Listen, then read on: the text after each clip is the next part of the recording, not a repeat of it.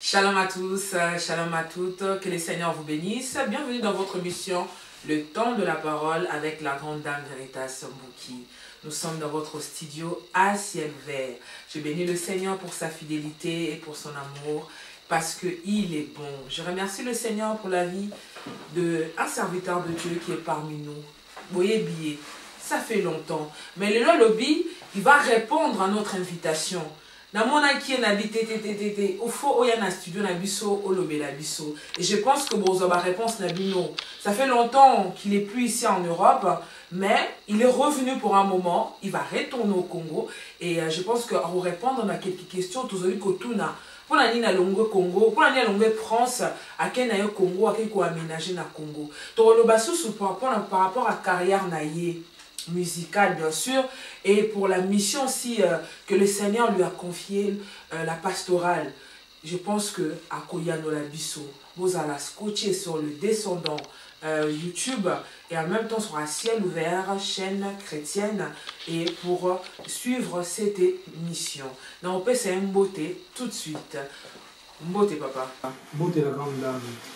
Bon, on a représenté au thé. Na ko présenté au thé. Oui. Na habité la benga frère, la benga pasteur, na benga musicien, na habité maintenant tikayo, on s'est présenté devant les bottes à Nzambe. To lo balinga la pe to lo bana français. Parce que tous autres la mappe aussi na to lo bela Congo. Batumi bazo poser la question, akenda wapi? Azo bombe la bisonini. Depuis à bala limwa. Oh to moni suzo a comme pasteur. Ngana ko lo bebelete. Papa, maloba. En tout cas, merci. Merci beaucoup pour la maloba. Merci na batino so bala na biso. D'abord, nzamba pa mola batunyo so oba kuswa tan ko na biso. Et les autres meka ko loba o eza na kati ya mutu. Ça veut dire na kati ya mutu ça na ba bien pe ça na ba mabe. Tout à fait. Personnellement, na loba que base à l'attentif à kolanda o ya bien bazu o ya mabe. Ba meki ko talango ba bengi na to ba corriger ngai. Voilà, c'est ce que je peux dire. Olivier Kalabasi, oui. Yo lobité, mais ngala lobi na ngai. Olivier Kalabasi a son émission à cœur ouvert. Dans une émission autant la to yeba nani azali Olivier Kalabasi. Miswanga. Mobalia Eunice Koutino Kalabasi. Na pesi ba mbote. Ningo to lelo to ndo sur la cœur ouvert. Bien sûr. Olivier Kalabasi azana. Olivier Kalabasi azana Congolais, né d'une famille chrétienne, né à Kinshasa, grandi en Europe, serviteur de Dieu, croyant, pratiquant, au service, et puis en action. Donc c'est un peu tout ça. Ok, Olivier Kinshasa, Olivier Kalabasi, né à Kinshasa, grandi en Europe. Mais est-ce que Olivier Kalabasi, tu vois Olivier Kalabasi, même si au hasard rebelle. Oh, sous ça, musicien profane. Oh, monsieur, fallait ba chrétien. Oh, Olivier Kalabasi, amuta munoko. Mais d'où tu banon Olivier Kalabasi, quand dans le monde musical, n'engue na debita. Parce que na Olivier Kalabasi n'a pas ça mon passage. Peut même na René Lokwa, peut na Dambuta, on a sali, je le salue, ba ene na biso. Il s'est biso mouki. Abota na famille nini. Et après, comme si quand le nom par la grâce de Dieu, c'est comme un homme marié, père de famille. Non, on a beau mis d'une famille chrétien protestant. Et puis, la famille déjà, c'est artistiquement parlant, musicien basé belé. Et puis, la musique, n'a beaucoup déjà dans la famille. Ok. Donc, la musique était déjà chez nous. Et c'est ce qui a fait en sorte que je fasse la continuité. Okay. Parce que la famille Nabiso, un grand homme Bazali, au puis Bazala, Charles Mumbaya, Maker Kalabas, toujours continué, tout ça Nabiso. Et puis voilà. D'accord. Est-ce qu'on peut faire mon passage comment est-ce qu'on a pas ça mon passage, on est à l'orchestre Nabiso. Les orchestres Nabiso, c'est commencement, je peux dire. Pas ça mon passage, à l'orchestre,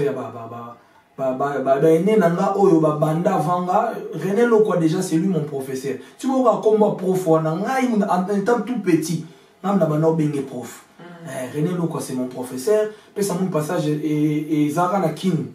Na Zara awa. OK. Tanga na yeko tanga na émerger na améliorer un peu savoir nanga musicalement, ça veut dire sur les instruments.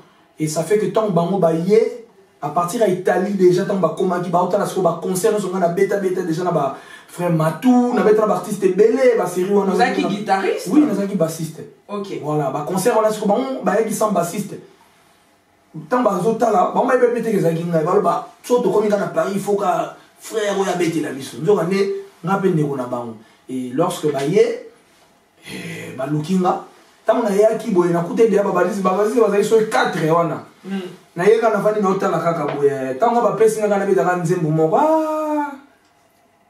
mais balobi en tout cas totikali na yepi na ninge to sangana ki ça dit bango ba uti na kin nga na poto na meni pe ba na poto na lire ba kota na rythme ya pesa mon parce que on était tellement populaire et fort parce que tous mes potes, mes amis, vont soutenir mon bango, moi na poto. Donc, na poto va soutenir moi na poto na bango. Donc, c'est un peu ça. Intégration, voilà. Et ça, il mariage, maman, il y a une force orchestre. D'accord. Ce qu'on à partir de côté pèse à mon passage, guitariste. Mais ce qu'on carrière na yo suko e banda les aux obazel, au bilimba la mort na qui Baptiste, au commis maman leader, au créé groupe, au bando waka, qu'est-ce qui s'est passé? Non, carrière na va long parce que tant on a yaki Nazaki déjà na nous j'étais accueilli une église viens et voir pasteur Mobejona maman ni Mobejona pesi la beauté. Et na viens voir pour bien, na viens voir ils ont un orchestre bras de l'Éternel où ils ont dirigé chapeauté par maman Annie Mobejo. OK.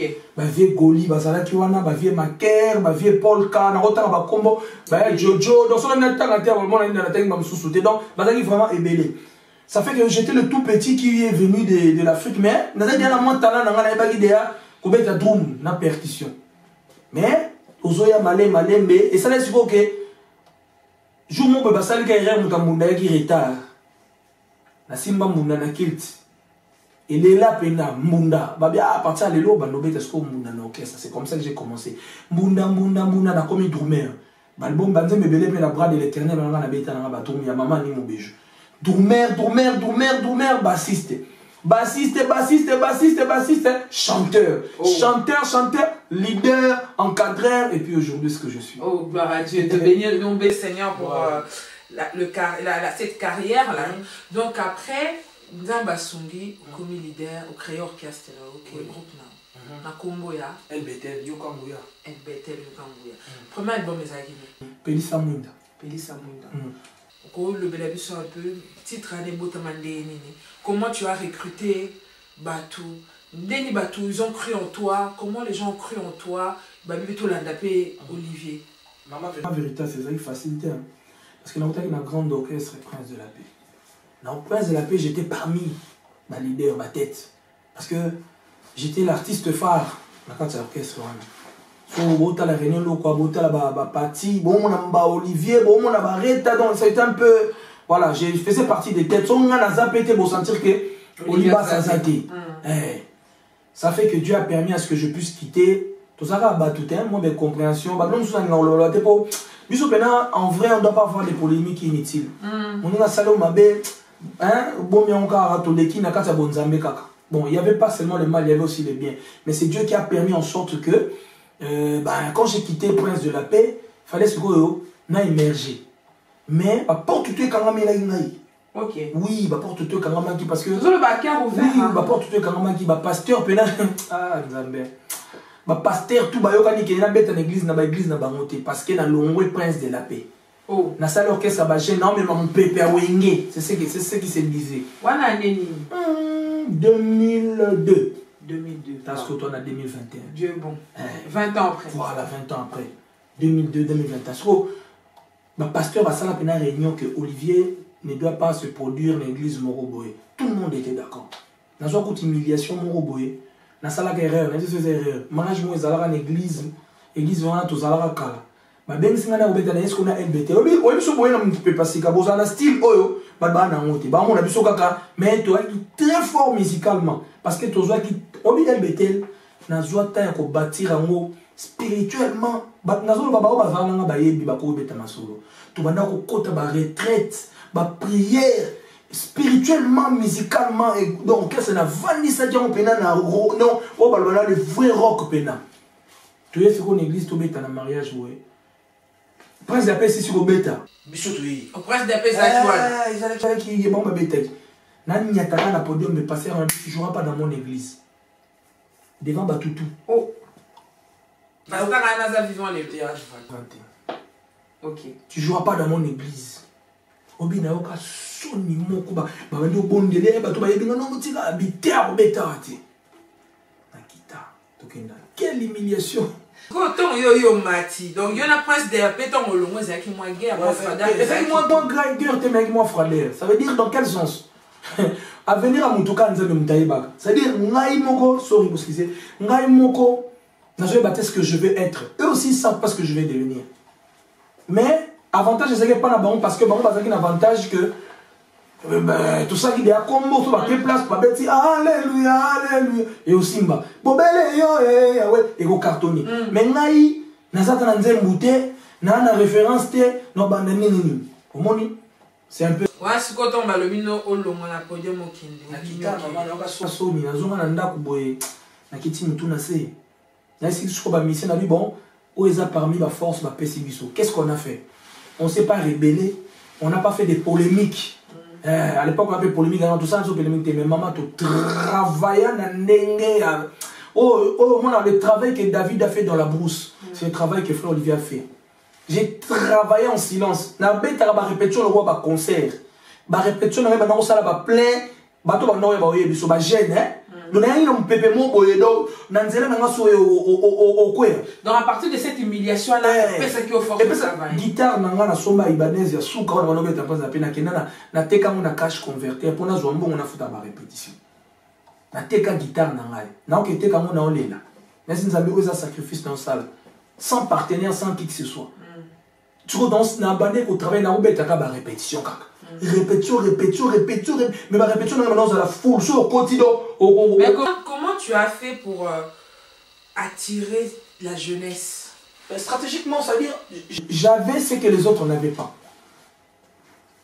Qu'il est là ou j'avais ça, ce que les autres n'avaient pas.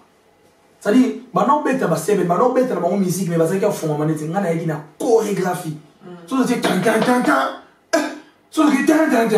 Donc batu déjà sur les bon blanc on a bonzambe ezakité ce qu'on a vu la misi ba jeune numéro boyo sorti du néant ndora leni bidens ba yeba qui était pas la misi leni bidens a uta na ebete butu na pas leni bidens osomona ba beta boli frère boli tabeta so mais ko yena moi muke moi na sec bidens a beta na bini osomona donc blanc on a ce ça faisait que ça tire Odile Nzumbu azobeta le comme prophète azobeta oza papa ba lebele obota ba lebele Luzolo akoma apôtre Mariette Matadi akoma maman pasteur ozoka pour papa comme il respect ne pas quitter Loric âge des eaux les lois comme grand dans la cérémonie ba fête c'est l'école LBT ba mutu ba uta ngaya c'est pour dire que so bolo voyer ba histoire à mututé jamais boyer ba fort ba performance ya sala bon lotala ka mabe kaka mais pourtant j'ai apporté aussi beaucoup.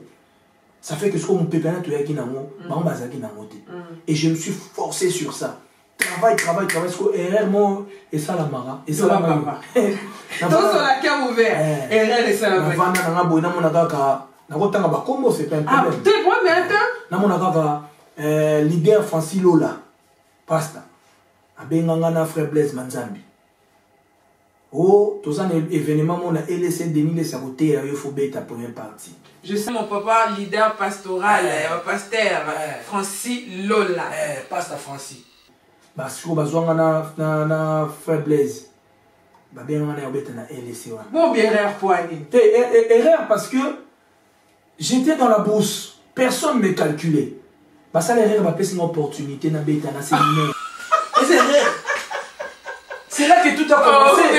Maman va saler. Mais les opportunités. On va bien tomber là-bas. Tomber même sur mon femme va bien Thomas quitter va bien faire mouter le roi va bien tomber dans soupe petit Olivier. Aya ka beta ka nengo na vandi ki vandi. Hein? Oh. Namata. Frappe. Onction pour sa canate. C'est là que c'est parti LBTL c'est ce jour-là. Wana nini wana ba 2002 2002 oh 2002 LC wana basala ya séminaire on a beti wana sili confirmer makambo tout aller nzamba la raté na ko ba producteur JBK musique JBK mwana ya mama Sylvie confection ya JB lobby le roi batunyo so ba otiko bonga na ozo so na polona c'est le single tout ça le premier single action de grâce adoration masala pesa la succès ko sakanate na koyemba na kolela loba liloba moko ponanga et cartonna na basi film c'est bato na betango voir même que belle mère na avant qu'on a za beau fils né abana otchanga na prière na to bonde le longo na Kinshasa sans ka yeba na za bokilo na to yena ba Israël to beta to bisa ka 3 champs na nze moko l'homme de 33 ans et cartonné tellement que ba jeune ba se retrouver ba monsko yo mutu na bango e allez ba pasteur o ba kangela nga mitema bango moko ba comme na comme fierté na bango oh musique na biso ba na poto ce qu'on va comment soutenir ngai tant comment soutenir nga ba organiser concert moko na ba makoma na LC mais tout ça c'est là que c'était parti aujourd'hui on peut être fier d'Olivier Kalabassi. Oui, merci. On peut être fier. Bien sûr. Oh, ouais. Quand même, c'est pas donné à tout le monde. Il y a na poto kabo dans les néants. On peut dire en toi, est-ce que le mot Miyeba qui tu étais ou qui tu es, qui tu étais à l'époque et qui tu es aujourd'hui. Miyebaka, peu importe tout ce que tu as reçu comme humiliation, Régé Abatou, tout ce que les gens ont dit, comment tu as fait pour garder cette énergie, cette force en toi, de croire en toi? Tu sais, maman, parce que c'est pas facile d'avoir la confiance en soi. C'est pas facile. Tu sais, tu peux avoir... Mais en vrai, le dernier résultat, il n'y a que Dieu qui connaît. Même voir David quand il allait pour se battre contre Abouba, contre Goliath. David pas gagné de la façon. Il a été inspiré. Inspiration, personne ne s'attendait à ça. C'est comme ça, je peux dire que touche finale, mais force mais résultat, tant on a combat, il n'y a que Dieu qui connaît. Il n'y a que Dieu qui connaît. Donc je conseille au copé sa moto, peut-être à l'Inga s'est lancé, un enfant de Dieu. Surtout, mais ils appellent pour le Rosunga, Nekomoko Pazolanda Bisso. Et là, on dit que la moto Azolanda Bisso actuellement. On a se douter, on a rejeté, on a se battre dans la vision, on a se combattre. Et là, on y a moto Yoko sa moto Morolelo. Tu sais, Lélo na hier, pour les pauvres, Lélo na hier, il y a un démonté. Lélo m'a comme la vitesse moko archaïque. Lélo, il est difficile pour Moutabima. Je te dis la vérité. Les réseaux sociaux, il y a quoi étouffé, mais toi, les bélés basés étouffés dans les réseaux sociaux à cause des likes. Mais toi, quasiment, à cause des likes, n'a pas vu. Au moins, on s'est concentré à faire sortir notre étoile sans like. Tu vas me fiche biso moko na balabala na pantin to lamto do toyo kana na butu conseil ça to sala ngo tourner to sur voiture moko bambila bakanga biso a plusieurs to bamba ba fiche mais le long mutoye ka sombi babone roi bolobi a sali 1 million de vues si vous yebisa na muto azo bunda a envier maman mutoana donc a osa démoraliser mais ma bête mais dans le sens que l'époque le monde des eaux évolue. Tu vois que hier c'est pas pareil avec aujourd'hui. Aujourd'hui il y a plus de facilité. Voilà. Facilité ça m'a cassé. C'est-à-dire les gens ne travaillent pas plus que nous sur notre travail car. Moi ce que je suis c'est les résultats de ce que j'ai fait hier. C'est pas aujourd'hui. Aujourd'hui il y a trop. Le rose va la suite des moraux. Kolo ngana sungi 100 000 vues. Mon qui a travaillé dans la tête. Mais quand les gens ont CD voilà. Abetini, et donc on voyait ça. Quand il faut le louper dans Nzambe, dans Nzambe, tant le roi Kobi tout n'a bien tout va faire entre biso, tout n'a artiste mioso, tant ça va céder. Peu les loups à côté la mot sous la prière. Tu comment plus technique, tactique, visibilité, que chercher vraiment que la chose touche les âmes. Mais kala, au moins bien mis ça sur côté à retraite pas sur côté à studio. Le loup à côté à studio, le loup à côté à studio. Il y a un like à tirer et les gens c'est dans ce sens-là. Il y a trop de facilité aujourd'hui. Donc on va la moto à l'India c'est lancé à cause dans le monde des réseaux sociaux. Attends, au Tikali au Bimi les chefs il faut aller. Exact. Son dans ma vie, il y a pas de problème. L'essentiel est que aux satisfaire dans ça mais na tiens même maman. Nous faisons les choses pour pas que les hommes soient convaincus. Nous sommes basés normalement pour évangéliser, toucher les âmes. Ngande comment musicien les cas une émission moi le bic et bino bossa la musique et ça pour la gloire na musique pour la gloire. Gloire na ngana plus ça. Gloire na ngana ngana. Gloire na ngana. Abi atiki na e. Atiki pour atiki na musique. Pour la musique. Parce que bino ba musicien chrétien bossa la musala nzambe ça pour la gloire na musique pour la gloire nzambe. Oh na tous les choses qu'on a gloire na ngana ngana. Après ça on a vu gloire. Après ça les ngana. Et ça est le rotin. Vanité de vanité. Le point est que on doit tous savoir qui nous sommes, qui nous a appelés, quelle est notre mission. Et en vrai, qu'est-ce que nous sommes venus faire sur terre? Qu'est-ce que tu es venu faire sur terre? Aller partout dans le monde, faire gagner les disciples pour Jésus, propager la bonne nouvelle, parler en haut et fort que Jésus-Christ revient bientôt. C'est ça ma mission. Parler plus de Jésus que parler de Jésus. Même si Olivier a fallu à chrétien. Aïe la mission ba seben, abeta la bazaiko, ba seben naie, et ça a été mokil. Oh coiffure netifal. Fallait pas chrétien ça veut dire quoi? On l'a n'a fallu. Obi ke ba tupe ba trop fan, ba trop fan naie. Eh mon bébé lobé la maram sousou. Ba fan. Ba fan. Comment vous pouvez vous référer seulement sur une personne comme ça? Non. Moi je ne suis pas là-bas. Moi dans la bande musique, na banda qui on a monté. Je suis ce que je suis. Moi, il fallait être chrétien, ce que vous voulez. Je suis Olivier Calabas Simiswanga. Donc, j'ai commencé la musique, et le moi, mais comment Satan a dérivé de penser? Non, Olivier a une idéologie dans ma bébé. Mais le problème est que les chrétiens sont dans le lobby, yuma. Dans le lobby, yuma. Obi chrétien, c'est-à-dire, net exemple. Nzembo moko ya chrétien tika ya te mitema na bino mitumola mateo so fali ayembi yango so nga na bino yemba on a kitu ayembi fali tala ba complexé toi ba yuma ça dit ba bilo on a biso ba bazo zwango ka ba kenango. Moi je suis pas contre que les Fali chantent des chansons de Dieu, au contraire ça me flatte, ça me fait énormément plaisir. Mais le problème c'est les bateaux oh ba pesa ba point de vue na bango ne baza obi ba tebele mama ba koti le no manza mais na retard ba yo ko na 14h biso so kota de tongo to yebi c'est quoi être au service de l'Éternel.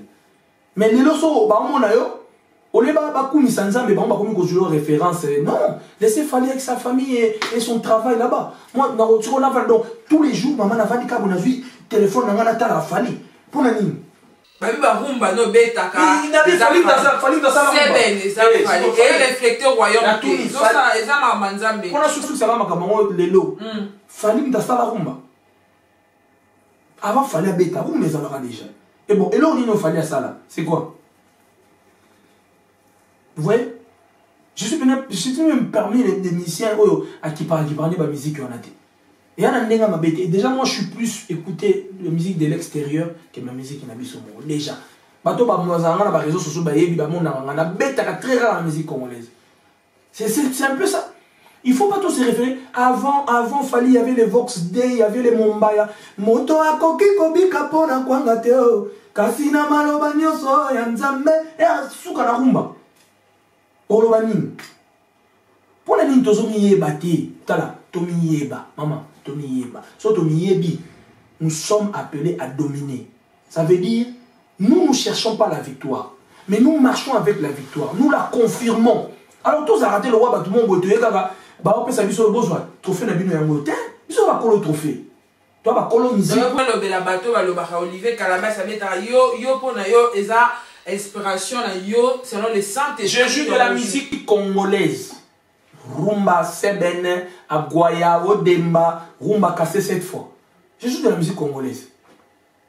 Tant dans le bassou boyo, on se défendre. Je dois parler. Bado zaka fianet yo na plateau lelo lati lunettes. La bandango kala. La bandango lelo. Maman la bandango lelo, tu na bandaka. Tu n'as pas bandango lelo, mais quand on va mon appelle miss. Mais c'est un style, c'est un style. Comment est-ce que le problème moi? Chez nous, les chrétiens, il nous manque des arguments et des ingrédients. Les ingrédients, des épices. Épices na kati. Domisala. Épices na kati aspect na yo. OK. Ça na épices. Ba mon na ngoti lokola. Est-ce que nous avons bien nzambe mutamona biso nde tozali.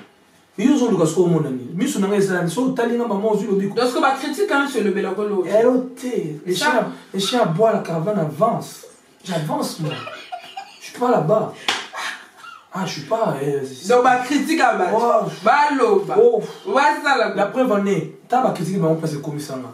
Homme marié posé. Tu vois ton ba. On habite ma critique les autres. Oh mais on a fait aussi balobi bébé. Mais t'as balobi bébé, t'as balobi mon kei. Jésus a été critiqué. Pour moi, ce qui n'a mon kilo, tu n'es pas passé à ta kenda mon chemin à Jésus, c'est que tu n'es pas de Dieu. Il faut passer par là. On ne fait pas exprès d'être critiqué. Mais quand les gens ils viennent, ils nous provoquent, qu'est-ce que tu veux qu'on fasse? Ah, moi, c'est la caravane avance. Bandeko, tozokoba. Tokoba suko, tokota suko na sujet. Papa obi okola la poto. Tomonika ra mikoleleki. Ah, Olivier Kalabasa Bali. Abali nani? Et Nuis Coutume. Et le Bami. Tout le monde a azupepo. Atterrir Nanjili. Oh, comment on vit en Kinshasa? Oh, l'homme a commis pasteur. L'église à Nani, ya Coutinho Fernando. Mon premier. Suko, yebisa bisonani. Na kobala, na okendekin, okomikin, ovandi, tout le monde a commis pasteur. Tout le monde a pas boutique comme au Fongwama. Oh, Olivier Kalabasi a lundi et Nice Coutinho parce que Azala Bazalakana Mbongo. Yemi Sebisonal. Ah bien. Et là, oui, c'est ça que. Déjà, félicitations. Merci. Un très bon mariage. Merci. Ça s'est passé très bien. Vous étiez beau. Là, depuis, ça fait des années, tout le monde a été. Oui, ça fait très longtemps. Mais félicitations. Merci, maman. Namokulo, Namotiganan. Toyagotiganan. Pour une évolution, on a fait ce famille. On a un égotique à Nania. Question dans tout le monde, on a un égotique à Nania. Tout le monde a un égotique. Tant on a les lanzambe, tant on a tambola, pantalon, tobuka, on a la banda, na traîne, la nan. Donc les lots, ceux qui ont commis bien photo comme bien bisognos. Non, à chacun sa grâce. Est-ce qu'on a besoin de répondre à la question? Il y a une banalité, une bassesse. Il y a une seule personne qui peut restaurer la vie d'une personne, c'est Dieu. Attends, il y a 50 €, faut nous toucher notre manal. Vous comprenez? Même si il faut la bonne Coutinho Fernando, il faut nous toucher notre manal. Vous comprenez? C'est pour dire que c'est la grâce de Dieu. Il y a un mongolo Nzambe. Et puis, bateau ba yemi wal bagé, eh moi no bundi pas comme ma une vie.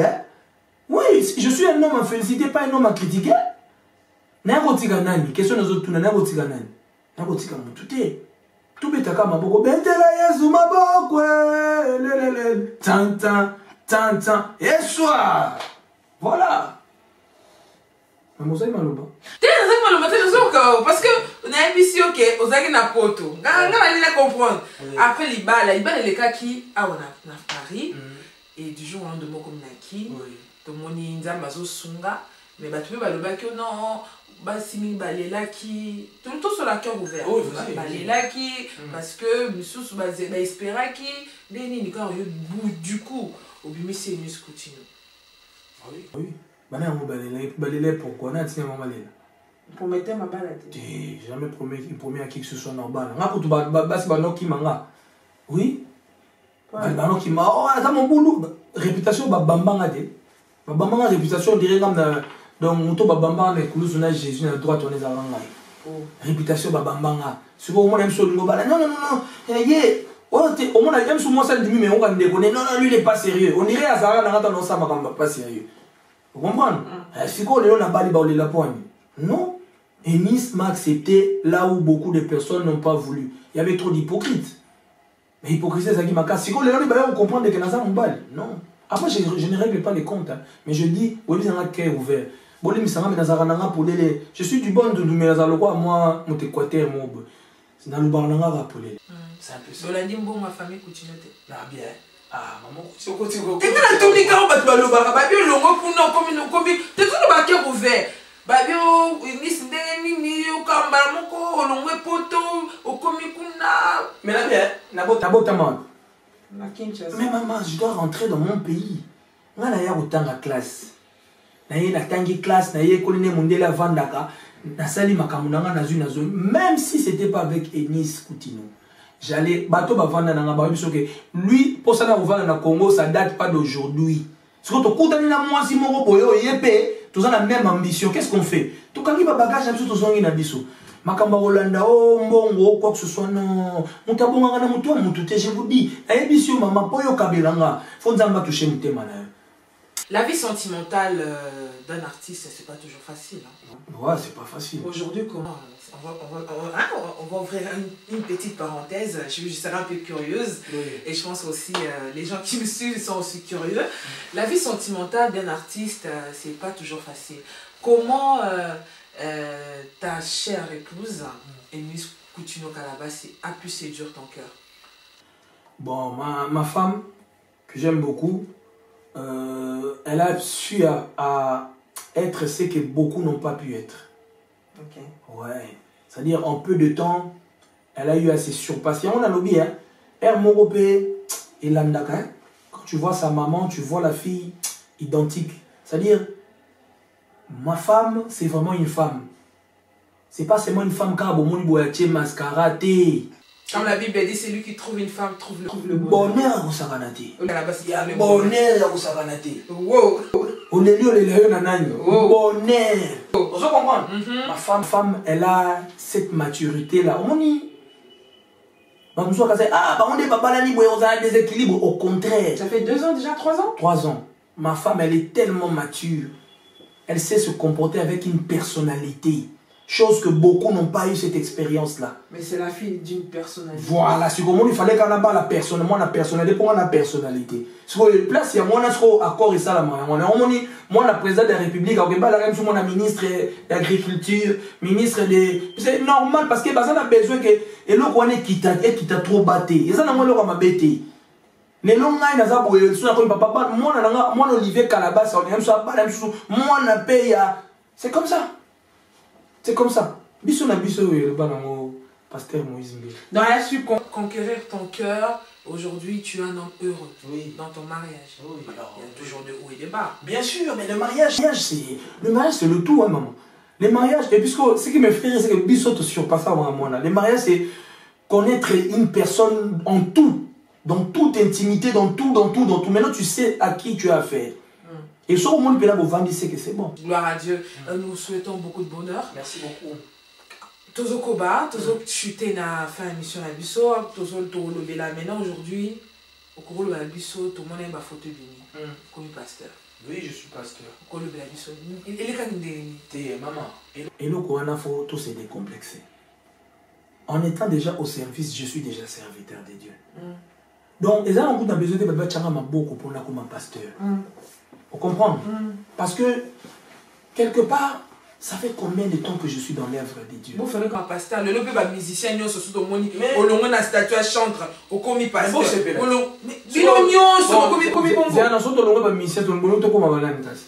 que vous êtes obligé de marcher par pasteur? Quand tu composes une chanson,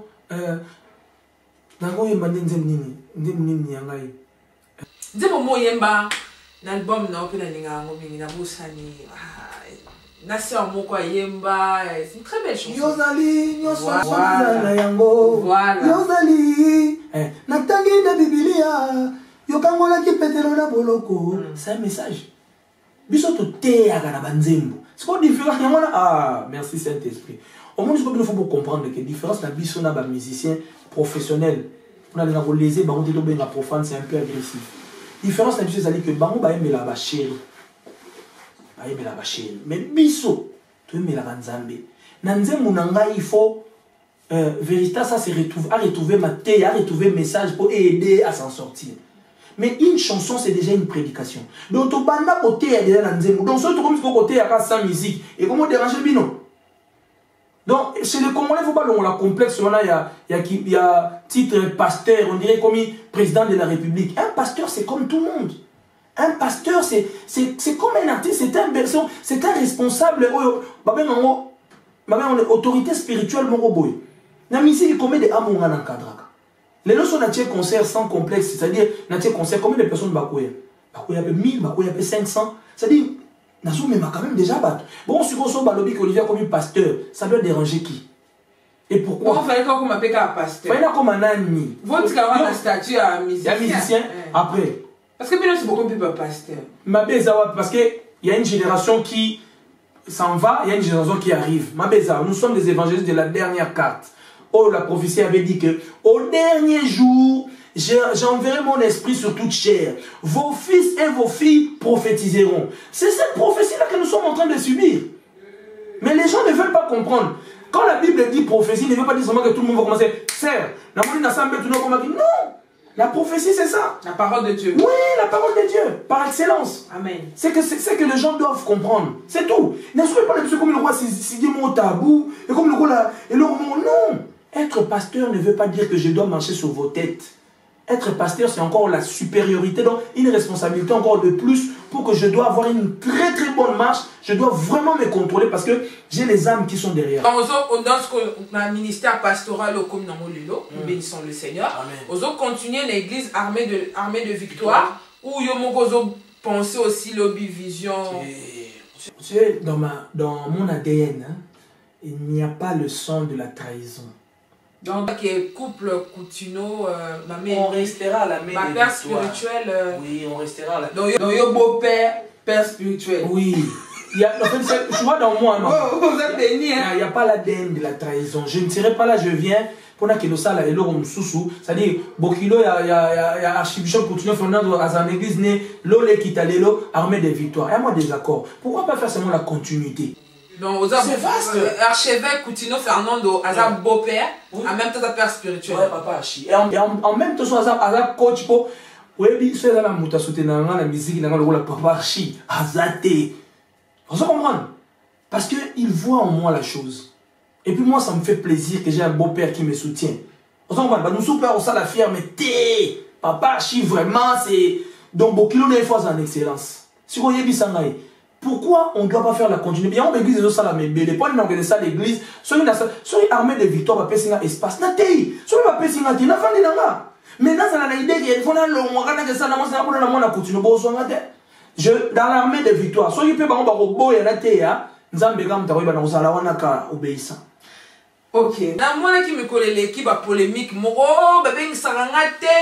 Ce qui fait bengisi et nalanda kiango nalanda kio. Oh non, quand le président invite les musiciens chrétiens, nous ba benga biso surtout comme la porte va bloquer biso. Na moi que ça qui fâché ma casse.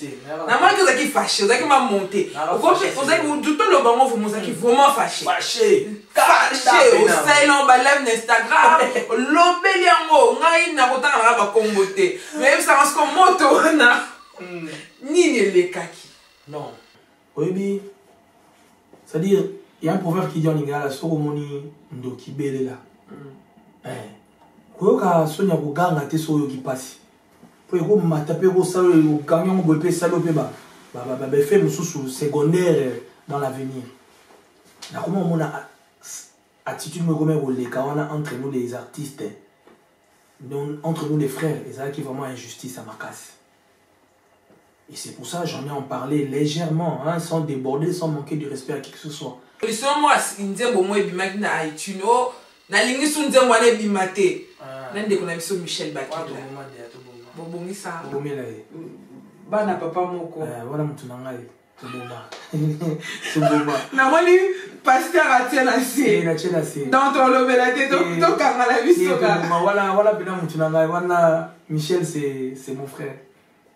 C'est mon frère comme tout le monde hein, c'est mes frères. Alors pour moi tout ça il n'a pas yo mon abina sous président de la République à Sanete Loko ou bien manifestation où ils en Mboka Babert qui va participer. Tu verras jamais les gens de l'Europe. Mais en vrai, nous ne sommes pas des Congolais. Est-ce que tu comprends ce que je veux dire? Basali Nzembo ya Koyembe Congo. Bango na bango. Bango na bango. Mais le bel balouba, tribalisme, papa. Ngana landaki, on te yeba. Te nalobaki en fait, tribalisme ko ça appelle pas Bangala. Et ko ça appelle pas Baswahili. Tribalisme ko appelle pas Tabandundu. Est-ce que tu comprends? Quand je parle du tribalisme, exemple, moi je suis du Bandundu. Mais je ne suis pas obligé seulement que tout le monde soit du Bandundu tout autour de moi. Il y a un peu ça qui est avancé. C'est que dans ce sens-là, tout le monde a tendance à se kende. C'est-à-dire, Mouto Azali Liboso, pour naïe, à ce moment-là, il va se sentir fort. Or que le Congo est là-bas tribu est belé. C'est-à-dire, de la même manière, le président Fachi Azo Kambamoka, de la même manière, bateau bazo l'année nassé, ils doivent faire les choses. Il faut équilibrer ça dans la makambo. Souvent, quand il y a des organisations musicales ou quoi que ce soit, babo sanagabiso bato poto o tozan na Kinshasa kuna. Ndeti lelo yo ba na poto ba mpi ba ye ba sa ndeti ozate parce que na poto yo kanga oza oui, libère. bien sûr. Mais je peux être aussi un représentant là-bas. Ça dit ton bana poto ba mona ke ah frère Olivier Zana bango. Ça fait exemple tant de manze mboke mona yawe. Obi ka parti on a les kana ke mona yawe ona. Obi bien bana Israël na Égypte. Obi ndenge sala bana poto plaisir. Et cette chanson a plus marché que Msou Banze Monso Babimisa Nassim. Parce que mon a dit ah bazu Montunabiso. Donc c'est une chose que les gens ne comprennent pas, que le Congo ne doit pas être seulement déséquilibré, mais le Congo doit être équilibré. Un Congo uni. Oui, uni. C'est-à-dire soit mon moni qui est beau, ben ça va tout fait que tout le monde soit au moins ce qu'on va salir peut-être le 31 décembre. Au moins na kaba on a bango biso na ba frère Thomas Tovana na ndako tozoli ya glace Tovana na to tala bango. Est-ce que Thomas ne peut faire chanteur? Un grand chanteur. Alors sur comment c'est que ton président de la République comme par hasard il y a ça dans la liste. Sur tout le bateau oh autant il y a tribalisme. Non, j'ai parlé de tout le monde. De la même manière je pouvais parler aussi de Moïse Mbié, c'est pareil. C'est pareil. Ah, c'est pareil. Mon frère. Donc c'est pareil. Vous comprenez? Il ne faut pas... Moïse Mbié, il est Moulouba. Est-ce que tu sens le tribalisme en lui? Non. Question que je peux te poser, permets-moi. Non. Voilà, ça veut dire que ça se travaille. Ça se travaille. Mais quand tu vois une personne qui fait une chose par rapport à la zone où ta tribu n'a pas, soit tu pointes du doigt, tu finis par tout non. Mais n'am de ko bongisa. N'am de ko oh to golo ba pete bo solo la même bo solo là. Bon, to solo là kala. Il y a solo là sur na batunyo so terre mais to solo là kala et puis élévation dirait bébé ça batunyo so. Ah bon. Ngana bébé le côté. Donc le basiko nini makamuni na kitoko ozo bombe la biso.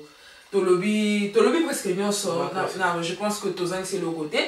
Malwani kitoko ozo bombe la biso projet nini na kitoko o ezana kati peut-être éviter na mikolezo ya ezo bima le tozangi na mariage bini sararabat. J'étais vraiment content de voir les gens dans la joie.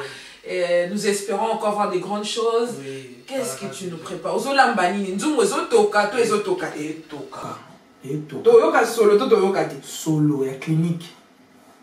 Clinique ezo clinique titre en clinique. Yo muto ba fan zone. Parce que comme ça clinique mon soni. Amazon bi clinique yo moyebit.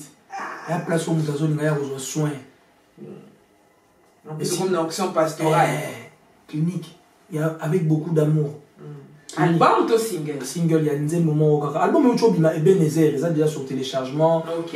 Nzembo marché bien à Congo, ils ont le sambo et foutaka. Cette chanson cartonne dans la radio. Donc ils ont vraiment sur une bonne voie. Et on est dans le studio, tout travailler générique quoi. Ils ont sous demande il y a papa Bokilo là. Alors Olivier faut ça les locaux pour une bonne année. Ok. Donc clinique est une bonne année. Et pour la bonne année. Donc côté 2020.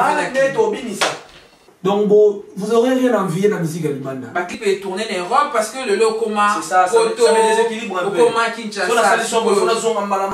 Mais ce que je suis en train de m'engager pour que tantôt ça la maman au studio en même temps toujours sur l'image pour permettre là un peu plus. Donc ça l'équilibre là-bas la poto na bana. Oui, gloire à Dieu. Suko tout le bani papa. Merci Nabi. En tout cas, merci. Oui, Totiki Bango. Ce que j'ai aimé, c'est que un très bon espace et puis le professionnalisme, c'est ce qui est important dans la vie. Au Moni, ce que les gens ils peuvent dire et ce que nous voyons, c'est autre chose. Amen. Moi, ce que je te demanderais, Naïbayo et les lotés. Oui. Naïbayo et les lotés, mais j'ai senti l'évolution en tout ce que tu fais. Vraiment que la main de Dieu soit sur toi. Et puis, bateau barolanda biso, dans le bagi déjà, vas en encre correcteur, vas en la paix na gomme à côté, pour un sous mamamsou dans le lobby, hein, et rose à la paix, n'a mon tout sous l'impulsion, ça peut venir, mais je demande déjà pardon d'avance, bah, quand ça va na kacha kajte, ezaka na mutu babilo musu monte mais senga pe bima nango mais naza babino ndeko po beta mabaku te pona linette eza nango ka linette moko no lata mo mukete ya nango ka pasteur Olivier Calabas na be mota pasteur oui mais obenga ngai ezate na be mota pasteur parce que ça chantre aux Olivier Calabas aux Marie aux papa aux pasteur ce qu'on a bien benga ata pasteur ezaka lingala te kolongola biso ta moi tomona ta miso linette changera na monde ok eza nango ka épice na si bango bazala décomplexé sur ce plan là eza nango ka épice c'est le côté merci na bato so balandi biso bientôt nazo na Congo nazo kende Brazzaville na obeta na Brazza là et je pense que l'image à Brazza na routine la bino pe botala et si Dieu veut na décembre nazo beta un très grand concert na Kinshasa. Na Kinshasa vraiment batu yebi vraiment Olivier Calabas. Maman baye bate armée de victoire. Bon. Ozo makasi. Baye bate armée de victoire. Ça veut dire chez nous dans plus de 5-10 000 membres. Donc on y bate église de Bazali. Gloire à Dieu. C'est ça. Un mot d'encouragement parce que tout lequel a un peu difficile en 2020, peut perdre Batebele, ma famille petit support, Batebele, ni Nikolo, toujours qu'on la fin de l'année. Tout ça derrière le 1er octobre, tu pas molinza mais pour la mois ou Asika. Toujours clôturer 2021. Ni Nikolo, Bapoto Kabana. Oh vraiment que Nzamba battre la biso na moment de turbulence, a continuer à combattre la biso. Donc l'exi épreuve très très très douloureux et voire même il y a des gens on ne songeait pas un jour que Toro Kabana on a telle condition mais c'est arrivé nous sous Toro Kabaliwa basango donc c'est des choses qui nous ont un peu traumatisés et il faudrait juste que tous à la prudence parce que justement autolexi peut-être la première étape il y a la parole de Dieu dit que nous tendons vers la fin comment se comporter et tu as dit que Nzambo a battu la ka a battu la biso. C'est tout ce que je peux dire. Toujours de la clinique, ministère pastoral. Donc, ce qu'on dit au cas de Olivier Ateya, qui est dans l'armée de victoire à Kinshasa. Parce qu'il y a aussi l'année pour France, Kinshasa. France. Si vous avez un mariage, vous avez en France, na beti na zone na. Si vous avez besoin on bina benga, vous foutez les gars habillés na ye, au louer hôtel que ananda ana mukanda na ye, au foutez les gars habillés. Obige baloba ke baboto langa mukanda. Bon ici les monsieur Sili.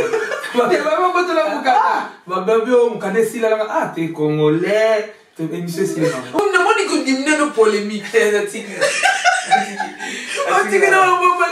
En tout cas, ça sert à rien, ça sert à rien. Tu seras le cœur ouvert, tu sentir vraiment Dieu a fait des grandes choses. Amen. Merci. Merci pour l'invitation.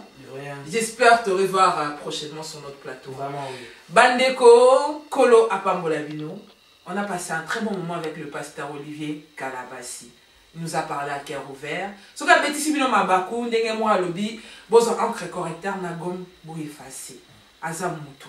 Peut-être à l'obi sous l'impulsion. Mais nga la bandi ke à l'obi ne mabete. Mais yom mutu olandi, so monika à l'obi mabe limbisa ye. Limbisa pengai, so pe na betisio libaku. To pas mon nzambe parce qu'il est l'alpha et oméga dans votre mission, le temps de la parole et en même temps pour les aussi tout le Bela Congo et sur les descendants et sur A+ 243. Nzamba Pambola, le réalisateur par excellence, Yves Genda, le descendant, pour ce beau travail. Nous sommes bien au studio à ciel ouvert. Toi qui veux passer sur notre plateau, n'hésite pas à nous contacter. Le numéro s'affiche en bas de l'écran. Nous allons vous accueillir par la grâce de Dieu. Nous arrivons à la fin de l'émission. Je remercie le Seigneur pour sa fidélité et en même temps, ma famille et les personnes qui me soutiennent dès le début. De loin, de près, je vous dis un grand merci. Merci pour tout. Il n'y a que Dieu qui peut faire ça comme l'homme de Dieu a dit. Je vous dis merci et je vous dis à très bientôt. Shalom. Shalom.